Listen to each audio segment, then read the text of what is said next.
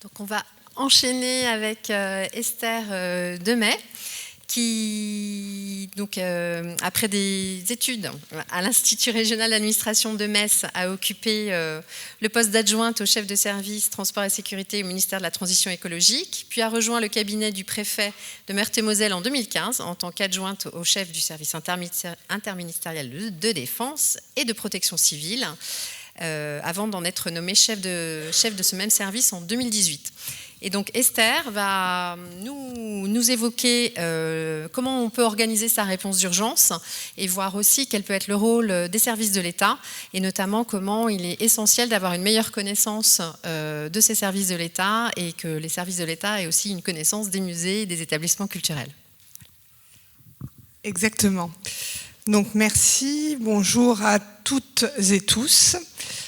Donc effectivement, moi je vais revenir peut-être sur quelque chose d'un peu plus administratif et basique, un peu loin de l'expérience de terrain du premier intervenant, pour vous réexpliquer, enfin vous expliquer si vous ne le savez pas, comment se gère la crise et quels sont les différents niveaux d'intervention, les différents acteurs de gestion de crise.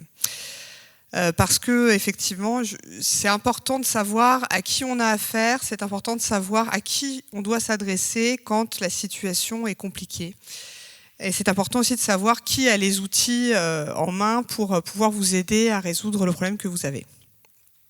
Donc grosso modo, en France, 3 autorités sont traditionnellement donc responsables de la police administrative et notamment pour tout ce qui touche à la gestion de crise, on a 3 échelons. Donc on a le maire de la commune qui normalement est votre interlocuteur naturel en cas de problématique quelle qu'elle soit, surtout si vous êtes sous tutelle d'une commune. Vous avez au-dessus le préfet de département et la 3e personne, c'est le Premier ministre. Il n'y a pas d'échelon intermédiaire entre ces 3 échelons. On passe du maire au préfet, au Premier ministre. Ce sont vraiment les 3 échelons qui gèrent la crise en France. Donc une petite parenthèse sur le Premier ministre qui est le chef du gouvernement et qui donc est celui qui prépare et qui coordonne l'action des pouvoirs publics. Un petit exemple pour illustrer ça, pour la crise sanitaire Covid, je sais que sans doute beaucoup d'entre vous étaient très très pressés de réouvrir leurs établissements. Il a fallu que le Premier ministre arbitre entre les priorités et les demandes du ministre de la Santé et celles de la ministre de la Culture, qui n'étaient pas forcément convergentes. Donc vraiment le Premier ministre, tout comme le préfet à l'échelle du département, est celui qui va donner le là, être le chef d'orchestre et établir vraiment les priorités. J'entendais tout à l'heure qu'effectivement, en cas de crue très importante qui impacte une grande partie de la population du département ou de la commune, vous ne serez sans doute pas prioritaire, en tout cas les œuvres de vos établissements ne seront pas prioritaires, mais il est possible que le préfet choisisse d'allouer quand même un certain nombre de moyens s'il a connaissance d'un enjeu très fort dans un établissement culturel. Donc voilà, effectivement, la vie humaine en premier lieu, mais il est possible d'avoir des arbitrages complémentaires sur des situations de crise, parce que chacune est différente. Donc voilà, résumé en une seule image les différents niveaux de la gestion de crise et la façon dont c'est organisé. Donc vous avez tout en bas le maire qui est responsable de la sauvegarde de la population, mais aussi des biens sur le territoire de sa commune. L'échelon suivant, c'est donc le préfet. Le préfet peut demander des moyens supplémentaires à un préfet de zone de défense et de sécurité, qui est un échelon qui est inconnu du public en général, parce que ces personnes-là ne sont pas des personnes qui prennent des décisions fortes, mais ce sont des personnes auxquelles nous, on demande de l'aide, que ce soit au niveau des forces de l'ordre, si on a besoin de compagnies de CRS, etc., mais aussi au niveau des moyens de sécurité civile, lorsque les pompiers ont besoin de moyens spécifiques ou ne sont pas assez nombreux pour gérer une situation, on va donc demander à ce préfet de zone de défense et de sécurité de nous venir en aide avec des moyens humains et matériels particuliers ou avec un nombre de moyens plus élevé. Vous avez au niveau national ensuite le ministère de l'Intérieur avec son centre opérationnel de gestion interministérielle des crises qui fonctionne H24, 7 sur 7. Et puis on a un ultime niveau européen Il faut savoir qu'au niveau communal et départemental, normalement c'est pareil, vous pouvez avoir un interlocuteur H24 7/7. Au niveau de la préfecture et donc des services de l'État, effectivement pour toute situation d'urgence c'est le 18 qu'il faut faire, mais si vous êtes confronté à une situation particulière, vous pouvez toujours joindre la préfecture de votre département où il y a normalement le standard qui répond H24 7/7. Si vous allez sur Google, que vous trouvez le numéro du standard de la préfecture, vous pouvez le composer, vous aurez toujours une réponse, même le 15 août à 15 h. Donc on a un système de standards mutualisé ou non suivant la taille des départements, et donc on vous passera soit une personne comme moi, un cadre administratif de permanence, soit un sous-préfet, un directeur de cabinet du préfet, etc. Donc quelqu'un qui sera en capacité de prendre des décisions rapides si vous êtes confronté à un problème que vous n'arrivez pas à résoudre ou à une urgence particulière autre qu'une urgence en lien avec la vie humaine. Donc vraiment, les préfectures sont disponibles et peuvent être contactées en permanence. C'est pas que un guichet voilà, pour faire des démarches administratives entre 8h30 et 11h30 et 14h et 16h. Il y a toute une vie derrière, voilà, H24 7/7. Je peux vous en parler parce que moi je fais partie du tour de permanence. On est plusieurs collègues à se relayer et donc on a un téléphone sur lequel on peut être joint en permanence. Donc voilà, ces différents échelons, c'est vraiment la colonne vertébrale de l'organisation de la sécurité civile en France. Monsieur le premier intervenant tout à l'heure, le commandant de sapeurs-pompiers, vous parlait du plan ORSEC. Donc ORSEC, ça veut dire Organisation de la réponse de sécurité civile. Et donc du coup, cette organisation-là, elle est vraiment inscrite dans la loi de modernisation de la sécurité civile du 13 août 2004. C'est une loi fondatrice pour la sécurité civile en France. Enfin, en tout cas, c'est celle sur laquelle repose notre modèle de sécurité civile actuellement. Et cette loi-là, elle a été écrite sur la base des retours d'expérience. Comme disait mon prédécesseur de la DRIEAT, les retours d'expérience, c'est extrêmement important et c'est vraiment une source d'inspiration forte. Cette loi-là, donc, elle a été écrite à la lumière des retours d'expérience des différents événements qui se sont succédés depuis 1999. On parlait tout à l'heure de Vigicru. Des différentes alertes de Météo France aujourd'hui, les niveaux de vigilance vert, jaune, orange, rouge, ils ne sont là que depuis la tempête de 1999.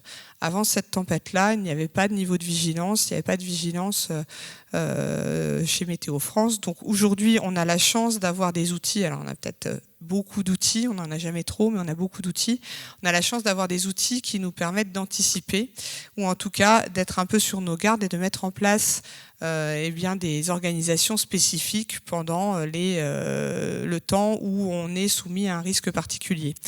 Donc vraiment, là, je vous engage à vous abonner, soit à des comptes, par exemple toutes les préfectures de département ont des comptes Facebook, ont des comptes Twitter sur lesquels nous relayons toutes les alertes météorologiques avec les conduites particulières à tenir. Donc effectivement, si vous ne voulez pas aller en permanence sur le site de Météo France, un abonnement sur une page Facebook ou un abonnement sur, je ne sais pas si Météo France dispose de ce type de choses, mais voilà, ça vous permet d'avoir une petite alerte et de pouvoir anticiper la crise qui viendra peut-être après. Donc cette loi, j'en ai juste cité une phrase, et donc c'est l'article 1, c'est que la sécurité civile a pour objet donc la prévention des risques de toute nature, on en a parlé juste avant, l'information, l'alerte des populations, donc ça c'est au niveau municipal en général que ça se gère, complété avec le niveau départemental, ainsi que la protection des personnes, des biens et de l'environnement. La protection des biens, et a fortiori des biens culturels, ça fait donc partie de l'équation. Effectivement, on l'a dit, la protection des personnes en premier lieu, mais la protection des biens et de l'environnement, c'est inscrit dans la loi. Donc c'est quelque chose qu'il est primordial de prendre en compte et que nous devons, nous, pouvoirs publics, prendre en compte également. Donc pour aller un petit peu plus dans le détail, donc le maire, c'est le premier échelon de gestion de crise en France. Donc c'est lui qui a ce qu'on appelle la direction des opérations de secours. Donc si le problème ne touche que votre commune ou que votre établissement, le maire, c'est la première personne que vous devez contacter. C'est lui qui devra vous aider à mettre en place un premier niveau de réponse. Dans le cas où le maire n'est pas en capacité de vous aider, n'a pas les moyens humains, les moyens matériels de le faire, à ce moment-là, il faudra faire appel au préfet, à la préfecture. Mais le maire, c'est vraiment le premier niveau de réponse et c'est votre premier interlocuteur en cas de souci. Donc, il assure la direction des opérations de secours dans les limites du territoire de sa commune. Ses missions principales, c'est l'alerte, l'information des populations, l'appui aux services d'urgence, le soutien des populations, l'information des autorités. Donc, en théorie, si vous avez un pépin important, si vous contactez le maire et que le maire est dépassé par la situation, il devrait contacter la préfecture. S'il ne le fait pas, n'hésitez pas à le faire vous-même. Voilà, donc, et on bascule du niveau maire vers le niveau préfet quand le maire n'est plus en capacité de faire face à la situation avec ses propres moyens, ou qu'il ne l'a jamais été. Quand il s'abstient de prendre des mesures nécessaires à la résolution du sinistre, le préfet peut se substituer au maire. Quand le problème concerne plusieurs communes du département ou quand la gravité de l'événement tend à dépasser les capacités locales d'intervention. Donc là, on bascule vers le niveau préfet.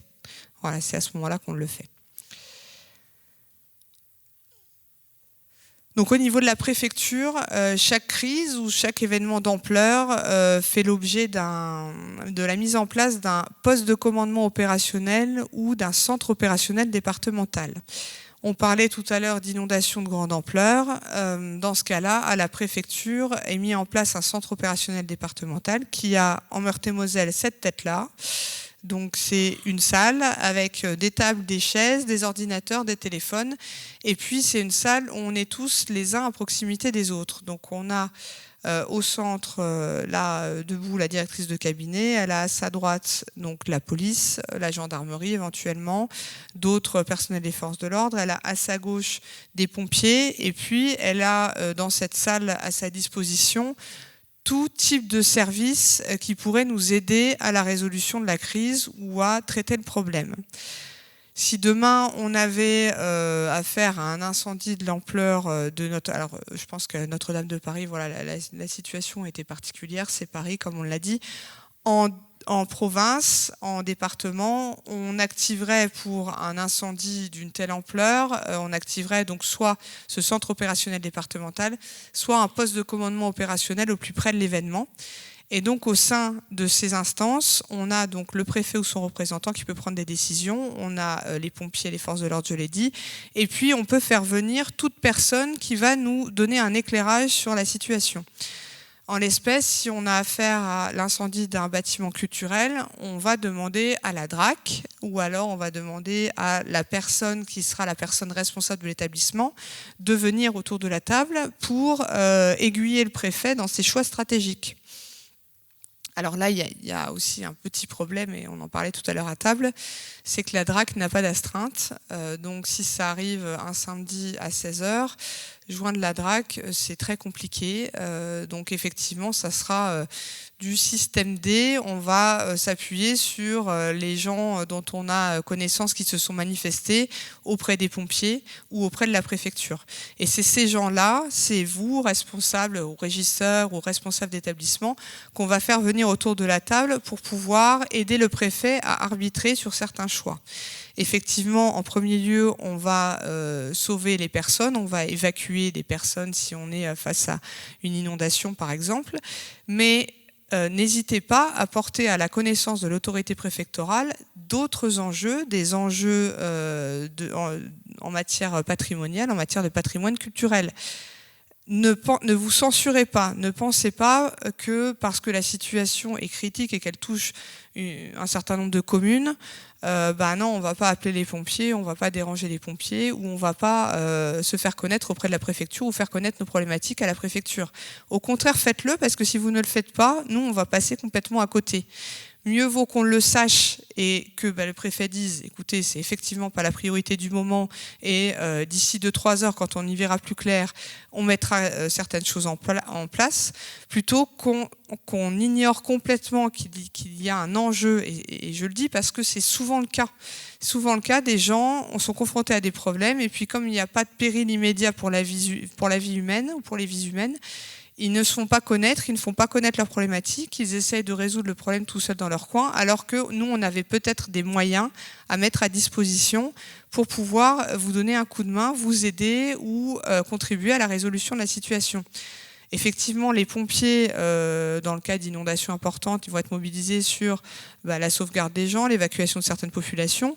Mais il n'y a pas que les pompiers. On a aussi à notre main, à la main du préfet, des associations agréées de sécurité civile, Croix-Rouge, Protection civile et compagnie, qui, si on ne les mobilise pas sur l'évacuation de la population, pourront être mobilisés sur d'autres opérations. Ils ont aussi des moyens, ils ont des canaux, ils ont des moyens propres qu'on peut mobiliser. Et on peut aussi les mobiliser sur l'évacuation de plusieurs œuvres majeures. On peut, et ça, le préfet peut prendre cette décision d'allouer des moyens à la sauvegarde de telle ou telle œuvre dans un établissement qu'on lui aura signalé, parce que vous aurez mis en lumière la nécessité impérieuse de procéder à cette mise en œuvre.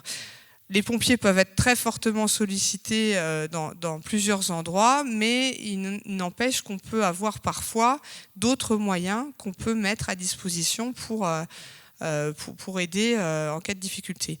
Donc surtout, n'hésitez pas à vous faire connaître. Si on vous dit non, c'est pas le moment, ou non, vraiment on n'a rien, vous nous l'aurez dit au moins, mais c'est pas garanti qu'on n'ait rien à vous mettre à disposition.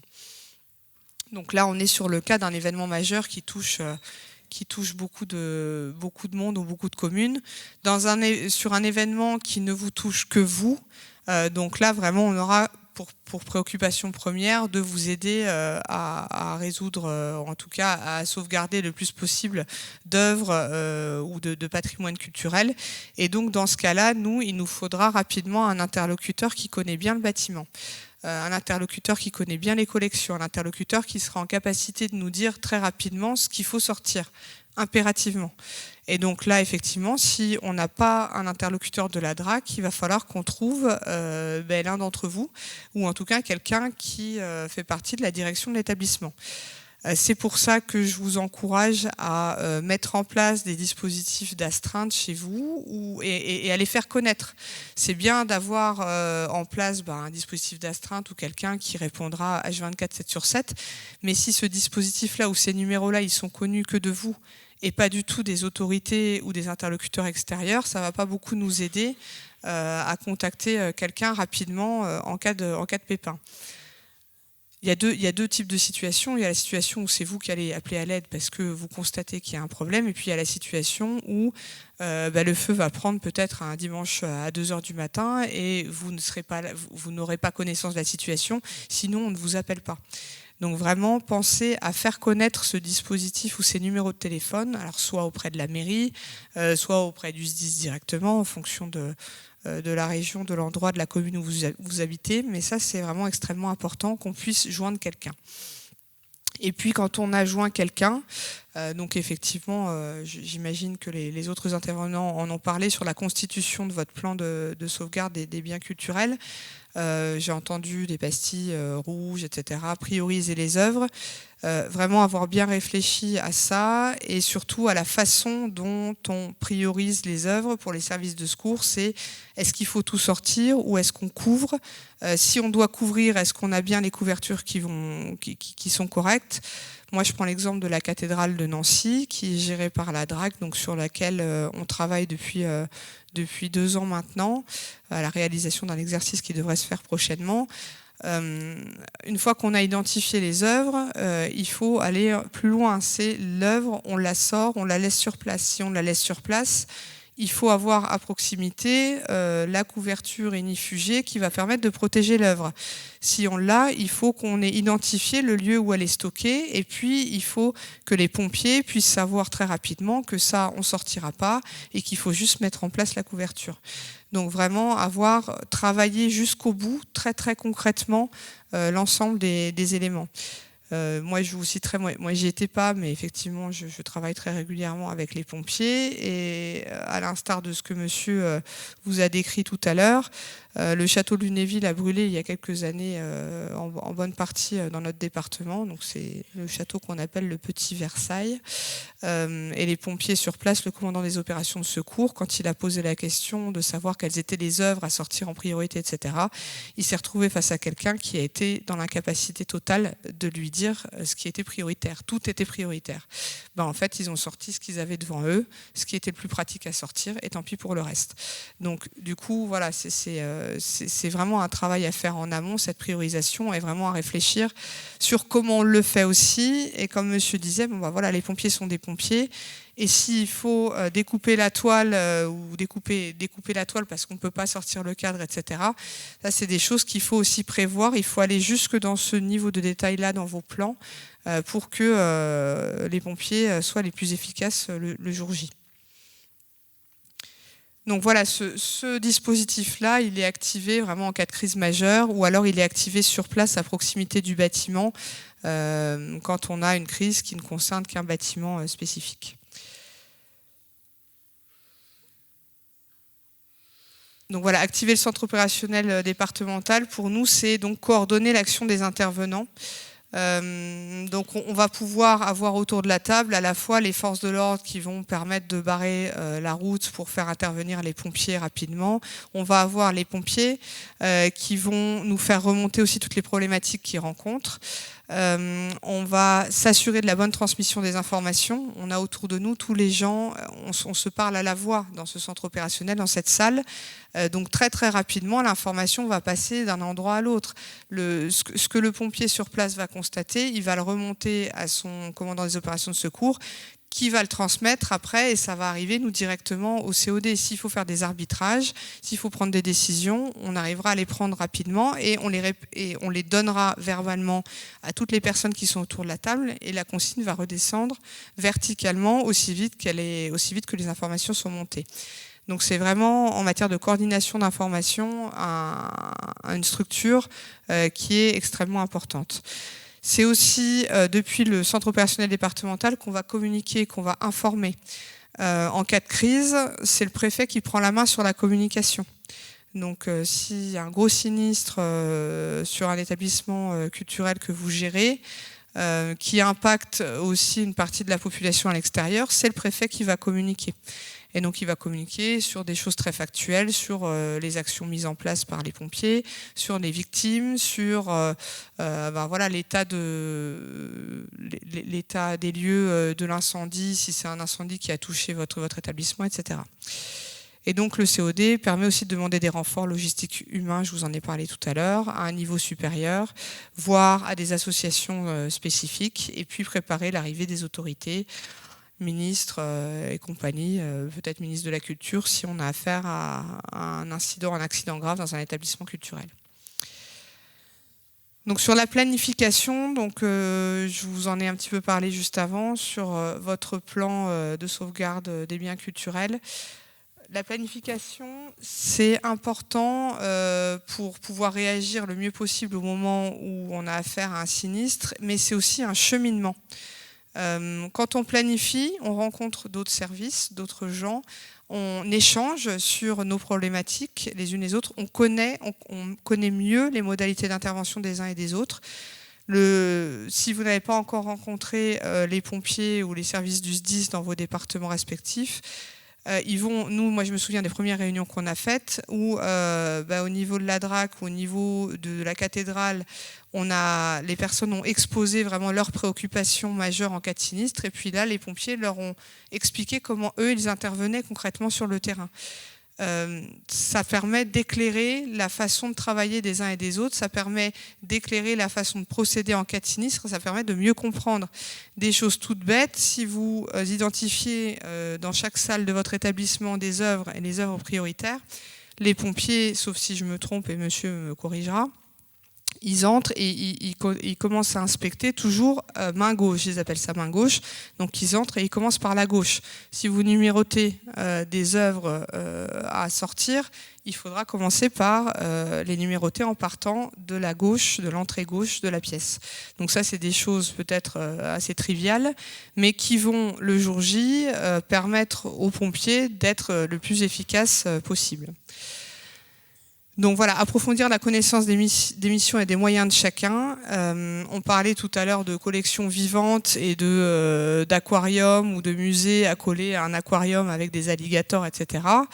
Voilà, en discutant avec les pompiers, si vous avez des collections vivantes, ils pourront vous dire qu'ils ont des moyens spécifiques pour des animaux particuliers et qui pourront prendre en compte un certain nombre de choses.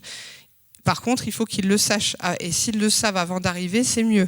Plutôt qu'au moment où ils arrivent, qu'ils découvrent qu'effectivement, il y a des alligators quelque part dans un bassin et qu'il faut quand même en faire quelque chose, c'est important de le savoir avant parce qu'ils arriveront sur site tout de suite avec des moyens spécifiques. Donc tout ça, tous ces moments d'échange pour planifier, pour préparer votre plan, ils sont essentiels. Ça permet donc d'apprécier les ressources nécessaires à mobiliser, de construire un réseau avec des partenaires identifiés. C'est ce que je vous disais tout à l'heure, c'est des coordonnées H24, 7/7. Qui je joins, qui est joignable, voilà. Et puis ça permet aussi à chacun de dire ce dont il a besoin. On parlait tout à l'heure des plans. Dans votre plan de sauvegarde, il faut avoir des plans de niveau. Et sur les plans de niveau, il est important, vous matérialiserez les différentes œuvres qui vous semblent importantes à prendre en charge. Et puis, il faudra peut-être matérialiser de la même façon que sur un plan étaré, c'est-à-dire le plan qu'utilisent les pompiers. Il faudra matérialiser la coupure la vanne gaz, la coupure électrique, etc. Le bassin avec les alligators et compagnie. Donc tout ça, c'est vraiment important, c'est ce qui doit se trouver dans votre plan. Et il n'y a qu'en échangeant avec les personnes qui vont intervenir le jour J que vous arriverez à bâtir une trame de plan qui soit efficace pour tout le monde. Et puis alors, au-delà de la planification, les exercices, c'est extrêmement important les exercices parce qu'une fois qu'on a fait notre plan, on l'a élaboré, on en est content. En général, on a un beau petit document. Et puis, il n'y a qu'en faisant un exercice qu'on peut vérifier si vraiment le plan est adapté et qu'on n'a rien oublié. Et vraiment, les exercices, je vous encourage à en faire. Alors déjà, au niveau interne, pour tester vos propres procédures en cas de pépin, pour tester les réactions des uns des autres, pour vérifier que tout le monde a bien un rôle qui a été défini au préalable et que tout le monde a bien compris quel était son rôle. Mais la deuxième étape, c'est de pouvoir faire un exercice avec les services extérieurs, les services qui doivent intervenir. Donc nous, on avait prévu de faire un exercice en 2020 et puis malheureusement la crise sanitaire est passée par là. Et donc depuis 2020 sont arrivés des aménagements urbains devant la cathédrale. Et puis ce qu'on aurait fait en 2020 avec les forces de l'ordre, avec les pompiers, on est obligé de le retravailler. L'accès des engins de secours, par exemple, c'est tout bête, mais voilà, il y a maintenant aujourd'hui devant la cathédrale des arbres, il y a du mobilier qui n'était pas là il y a 2 ans, et effectivement tout ça, ça se retravaille pour éviter de perdre de précieuses minutes le jour J quand il arrive quelque chose. Donc vraiment, l'exercice va permettre de faire ressortir tous les points problématiques de votre plan et tout ce à quoi on n'a pas forcément pensé parce que on essaie d'anticiper au maximum, mais il n'y a que le jour où les choses se passent vraiment qu'on peut réajuster le tir. Donc vraiment, je vous encourage à faire des exercices pour valider vos procédures, vérifier qu'elles sont bien efficaces, identifier ce que vous avez pu oublier ou ce à quoi vous n'avez pas pensé. Et puis, c'est là où on se rend compte aussi au moment où on fait des exercices que les mots, pour nous, n'avaient pas la même signification pour la personne qui est en face. Régulièrement, sur toute situation de crise, moi je me suis rendu compte que les mots que moi j'emploie qui correspondent à une idée que je veux exprimer ne sont pas compris de la même façon par la personne à qui je l'ai dit, et lui font germer dans sa tête une idée différente, une représentation différente de la réalité que j'ai voulu lui transmettre. Donc vraiment, cette meilleure compréhension, il n'y a qu'en étant sur place, ensemble, et en étant confronté à la problématique ensemble, qu'on va arriver à lever des choses. Et si vous levez ça à l'occasion d'exercices, ce sera ça de moins à lever au moment d'un vrai incident ou d'un vrai accident. Donc je vous encourage vraiment à faire des exercices. Voilà, et j'en ai terminé moi aussi, donc je ne sais pas si je suis dans les temps, mais voilà. Merci beaucoup.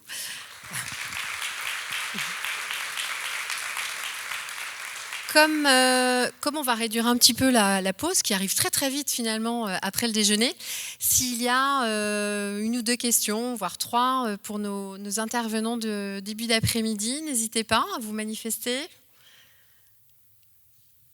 Questions ? On a eu un apport de connaissances et d'informations très importantes pour établir notre PSBC, des choses qu'on peut anticiper. Alors j'ai une question, Thibaut, là-haut. Si nos intervenants de ce matin de cet après-midi, peuvent venir avec moi, comme ça on va... Bonjour, c'est vraiment sur l'intervention qu'on vient d'entendre, pour savoir par rapport à Paris, à quoi s'attendre, nous, dans les institutions parisiennes comme organisation. Alors là, je suis un petit peu embêtée pour répondre, mais alors voilà, le collègue de la Dryade va m'aider, parce que vraiment Paris, c'est très particulier. Effectivement, on est une organisation assez spécifique à Paris, avec un poids peut-être un peu plus fort que dans les autres régions du préfet de zone que vous avez pu développer, puisque c'est une spécificité. Pour Paris, la gestion de crise est directement gérée par le préfet de zone. Mais en pratique, en fait, les réactions sont exactement les mêmes. Si on est sur une problématique qui est très locale, là, les contacts vont se faire avec la mairie. Si on est sur quelque chose qui est très fort, effectivement, le préfet de zone va très rapidement prendre la main, et il y a des contacts extrêmement forts entre préfet de zone et mairie de Paris. Pour reprendre l'exemple de l'incendie de Notre-Dame, la préfecture est juste en face de la cathédrale. Donc là, ils étaient aux premières loges pour voir qu'il y avait un léger souci. Mais peut-être que la question était plus précise. Je crois que la question c'était qui contacter. Moi j'ai dit qu'on pouvait appeler la préfecture H24 7/7. Je pense que la préfecture de police de Paris, c'est la même chose. Tout à fait. Voilà. Je ne sais pas si c'était ça la question.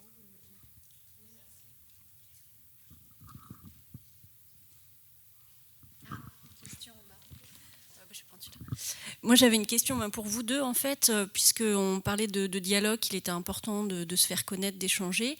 Est-ce que du côté de la prévention des risques et du côté préfecture, il y a des instances où justement les différents acteurs, par exemple sur un territoire, vont faire le point sur les enjeux et du coup se remettre en tête les hôpitaux, etc. Je pense notamment aux commissions de bassin, parce que voilà, pour tout ce qui est PAPI, il y a cette notion de commission de bassin, mais est-ce qu'il y a d'autres commissions de ce genre sur les autres risques? Est-ce qu'il y a ce genre d'échange dans les préfectures? Et est-ce que les interlocuteurs culturels ont leur voix au chapitre, justement, quand on passe en revue les enjeux dans des commissions, ou en tout cas des instances de partage entre la sécurité civile, la gestion du risque et ce genre de choses? Je laisserai ma collègue détailler pour les plans hors sec et la manière dont les intervenants sont impliqués. Effectivement, sur le volet prévention des risques, un des acteurs importants, je l'évoquais, c'est donc les syndicats de rivières, établissements de bassin, qui sont porteurs des programmes d'action et de prévention des inondations. Donc là, c'est encore le cas spécifique des inondations. Mais bon, c'est le risque naturel majeur, donc c'est aussi pour ça qu'il y a beaucoup de choses qui sont faites pour ce risque-là. Effectivement, dans ces cadres, il peut y avoir une implication plus ou moins importante des acteurs culturels. ça dépend en fait des spécificités de chaque territoire. Si effectivement sur un territoire, dans le cadre, un des objectifs principaux d'un papier et du démarrage d'un programme d'action inondation, c'est le diagnostic du territoire. Et si ce diagnostic montre effectivement une vulnérabilité particulière d'un ou de plusieurs acteurs, ça peut amener effectivement à des actions spécifiques et éventuellement à des tours de table avec des acteurs du monde culturel. Pareil, je vous ai évité tout le panel des outils avec tous les sigles spécifiques qu'on peut avoir mis en place côté service de l'État. Il peut y avoir donc sur les territoires à risque important d'inondation des stratégies spécifiques qui sont mises en place, portées par les collectivités locales et les services de l'État. Et dans ce cadre-là, et spécifiquement en Île-de-France, on a la stratégie locale de gestion du risque inondation de la métropole francilienne. Dans le cadre, effectivement, dans ce cadre-là, on a des comités avec les acteurs culturels qui sont impliqués. Et donc pour compléter, alors pour être complètement franche, c'est vrai que quand on élabore nos plans hors sec, quels qu'ils soient, on ne met pas forcément dans la boucle la DRAC. Au niveau des enjeux, on met évidemment donc l'Agence régionale de santé pour tout ce qui est hôpitaux, EHPAD, etc. On met l'éducation nationale et on ne met pas forcément la DRAC. Donc j'ai en tête un exemple bien précis. On a un barrage à la frontière entre Meurthe et Moselle et Vosges, c'est le barrage de Pierre-Percé. Si jamais il vient à rompre, donc on a une onde de submersion qui courrait jusqu'à Nancy et qui passerait par Lunéville. Et c'est vrai que le château de Lunéville, c'est pas du tout quelque chose qui est identifié dans le plan hors sec. On a identifié des enjeux, on a identifié des personnes qu'on alerterait, qui sont dont le numéro est dans notre automate d'alerte en cas de rupture programmée ou de rupture imminente du barrage, mais on n'a pas du tout identifié quelqu'un spécifiquement pour tous les aspects culturels. Et c'est là où peut-être je vous encourage à vraiment prendre contact et vous prendre la tâche de la préfecture pour signaler tous les établissements recevant du public, vos établissements culturels qui ont un vrai enjeu en termes culturels pour qu'au niveau du site PC, dans toutes les préfectures, il y a un service comme le mien, dans toutes les préfectures. Donc du coup, auprès de ce service-là, vous faire connaître et en tout cas leur indiquer quels sont les enjeux qui sont à prendre en compte et effectivement pour qu'on ne les oublie pas dans la planification hors sec.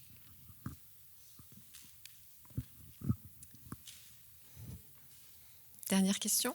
Non ? Mais c'est l'heure de la pause alors. Voilà. Ah. Désolé. Vite. Ou sinon autour d'un café, comme vous voulez. Moi j'ai une question, c'est à quel point il faut intégrer la police au PSVC, parce qu'on a vu qu'il y avait plein d'enjeux de transport et de sûreté. Et comment on fait et à quel point on l'intègre ? Alors là c'est pareil, moi je vous encourage à passer vraiment par la porte d'entrée préfecture.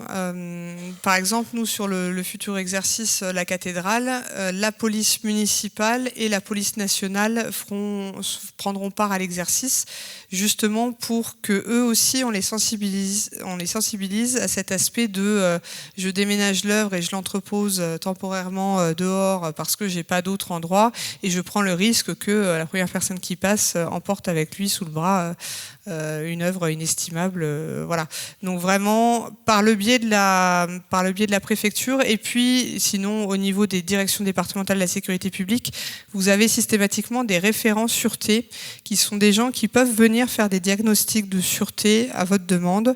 Il suffit de le demander, en général ils viennent assez spontanément et donc eux peuvent déjà dans un premier temps être sensibilisés sur l'aspect sûreté par le biais d'une visite qui serait une visite conseil pour mettre en place de la vidéoprotection, etc.